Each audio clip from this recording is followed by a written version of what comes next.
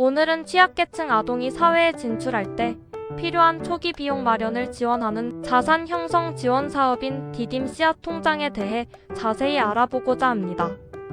매월 일정 금액을 꾸준히 저축하면 국가지자체가 1:2 정부 매칭 지원금으로 월 최대 10만 원까지 적립해 줌으로써 아동이 준비된 사회인으로 성장 발전할 수 있도록 돕는 아주 좋은 프로그램입니다.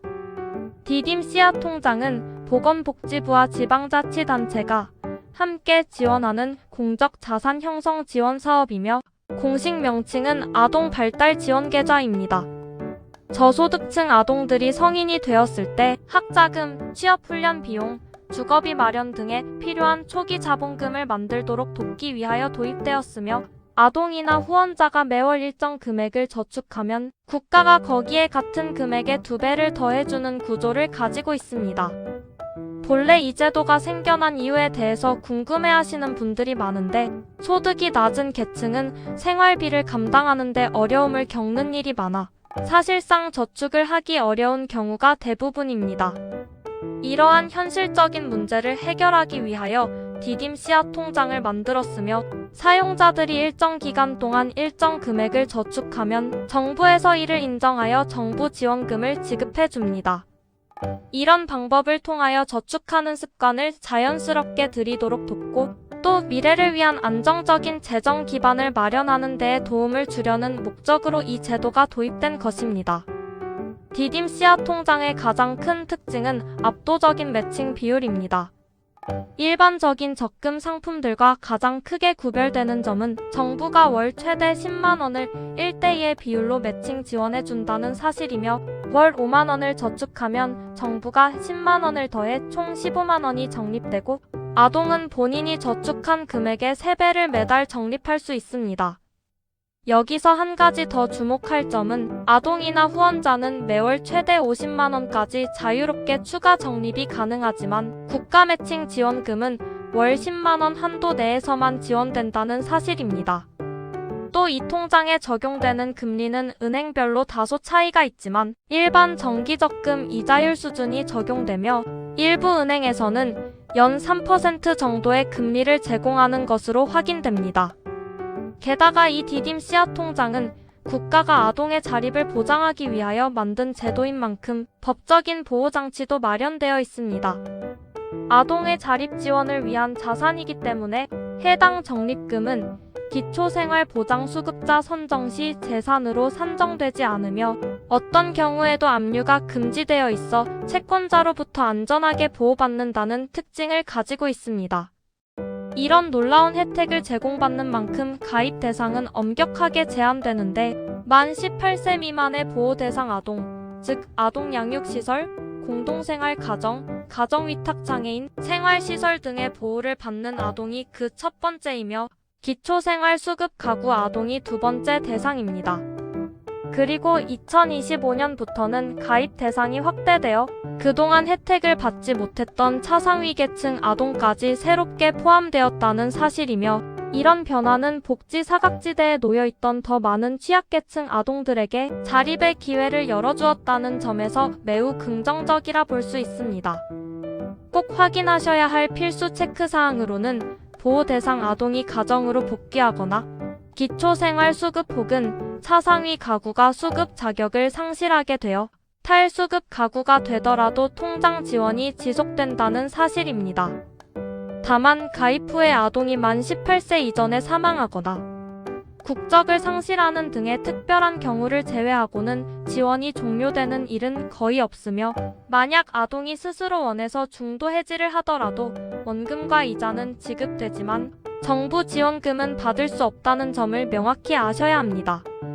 또 이 통장은 정부나 지자체의 유사 자산 형성 지원 사업과는 중복 지원이 불가능한 것이 원칙이나 서울시의 꿈나래 통장 같은 일부 지자체 사업 가입자는 통장을 해지한 뒤에 디딤 씨앗 통장에 가입하는 것은 가능합니다.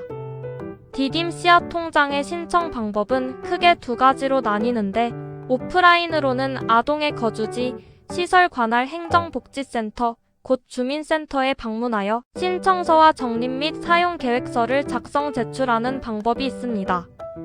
신청 시 반드시 준비해야 할 서류로는 디딤 씨앗 통장 지원 신청서가 기본이며 특히 기초생활수급 가구 아동의 경우에는 적립 및 사용 계획서를 함께 작성 제출해야 합니다. 온라인으로는 복지로 홈페이지에서 아동 발달 지원 계좌를 검색 후 아동 발달 지원 계좌 디딤 씨앗 통장 지원을 클릭하고 신청하기 버튼을 누르시면 됩니다. 이후 대상자 확정 과정을 거쳐 아동 명의의 신규 계좌가 개설되고 통장이 대상자에게 전달됩니다. 이렇게 혜택이 큰 디딤 씨앗 통장의 장점을 꼽자면 우선 정부의 1:2 매칭 지원으로 인하여 일반적인 적금 통장보다 훨씬 빠른 속도로 자산을 불릴 수 있다는 점이 가장 크며 꾸준히 저축을 유지할 수 있다면 학자금, 자취준비, 기술교육 등 성인이 되어 자립의 첫걸음을 내디딜 때 필요한 목돈을 안정적으로 마련할 수 있게 됩니다.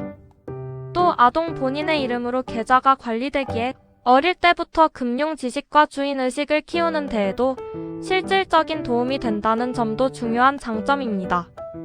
그리고 중도에 급하게 자금이 필요할 경우를 대비해서 만 15세 이상이고 가입기간이 3년 이상인 아동에 한하여 조기 인출도 가능하며 2025년부터는 조기 인출 요건이 완화되어 아동 적립금 한도 내에서 5회까지 인출이 가능해집니다. 실제 사례를 찾아보면 이 통장을 통하여 모은 돈으로 대학 등록금 전액을 충당하거나 기술 자격증을 취득하여 취업에 성공한 이야기들이 많으며 이런 과정을 통해 준비된 사회인으로 자립하는데 이 통장이 결정적인 디딤돌 역할을 해낸 것입니다.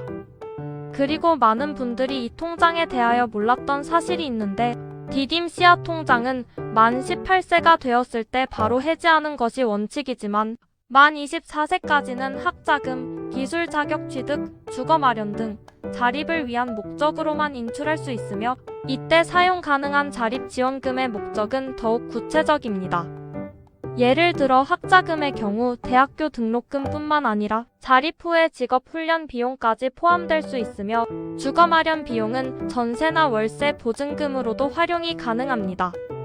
이러한 사용 목적은 복지 담당 공무원의 확인 절차를 거쳐서 승인되며 만 24세 이후에는 사용 용도에 대한 제한 없이 아동이 적립한 금액과 정부 매칭 지원금을 전액 인출할 수 있게 됩니다.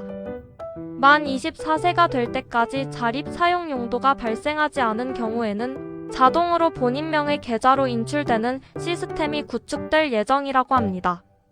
그리고 정부 매칭금 외에 민간이나 지자체의 후원이 더해질 수도 있다는 사실을 아셔야 합니다. 디딤 씨앗 통장에는 개인이나 단체 혹은 기업이 특정 아동을 지정하여 후원할 수 있는 기능이 있으며 이 후원금은 정부 매칭금과는 별개로 아동의 자립 자금에 순수하게 더해지게 됩니다. 이러한 후원 방식은 중앙정부의 노력뿐만 아니라 지역 사회 전체가 아동의 건전한 성장을 돕는다는 의미를 가지고 있습니다. 다만 이렇게 좋은 제도임에도 앞으로의 문제점이나 우려되는 점 또한 존재합니다. 지난해 국정감사 자료를 통하여 디딤 씨앗 통장의 실제 지원 대상자 대비 가입률이 60%대로 하락했다는 점이 큰 문제로 지적된 바 있습니다. 이는 정부가 지원 대상을 확대하고 있음에도 정작 취약계층 아동들이 제도를 잘 모르거나 혹은 매월 일정 금액을 저축해야 한다는 부담 때문에 가입을 망설이고 있다는 사실을 보여줍니다.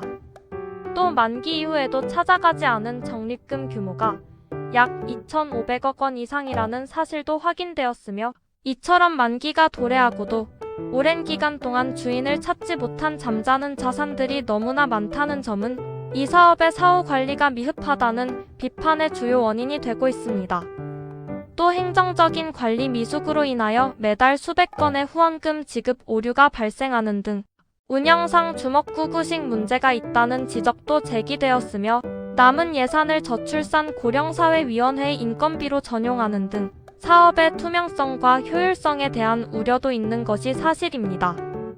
따라서 앞으로는 정부가 지원 대상을 확대하는 것에 더하여 실제로 취약계층 아동들이 가입하고 꾸준히 저축할 수 있도록 홍보 및 지원 시스템을 개선하고 만기 후 미수령금에 대한 사후 관리도 대폭 강화해야 한다는 것이 전문가들의 의견입니다. 오늘 제가 준비한 정보는 여기까지입니다. 작은 정보지만 여러분의 하루를 조금 더 편리하게 만들었으면 하는 바람을 끝으로 다음에도 더 유익한 이야기로 찾아오겠습니다. 나가시기 전에 영상이 도움이 되셨다면 좋아요 눌러주시고 저희 채널의 새로운 일상 정보가 궁금하시다면 구독 버튼도 부탁드립니다. 감사합니다.